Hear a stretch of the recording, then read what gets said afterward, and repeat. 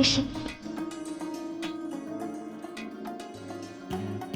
ಈಗಾಗಲೇ ಸಾಕಷ್ಟು ಸಾಮಾಜಿಕ ಕಾರ್ಯಗಳನ್ನ ಮಾಡಿಕೊಂಡು ಬಂದಿರುವಂತಹ ಸಂತೋಷ್ ಲಾಡ್ ಫೌಂಡೇಶನ್ ಇಂದು ಪದ್ಮನಾಭನಗರ ವಿಧಾನಸಭಾ ಕ್ಷೇತ್ರದ ಇಟ್ಟುಮೂಡು ಹಿರಿಯ ಪ್ರಾಥಮಿಕ ಶಾಲೆಯ 200 ಮಕ್ಕಳಿಗೆ ರಾಜ್ಯ ಯುವ ಕಾಂಗ್ರೆಸ್ ಪ್ರಧಾನ ಕಾರ್ಯದರ್ಶಿಯಾದ ಬಿಂದು ಗೌಡ ಅವರು ಸಂತೋಷ್ ಲಾಡ್ ಫೌಂಡೇಶನ್ ವತಿಯಿಂದ ಬ್ಯಾಗ್ ಅನ್ನು ವಿತರಿಸಿದರು.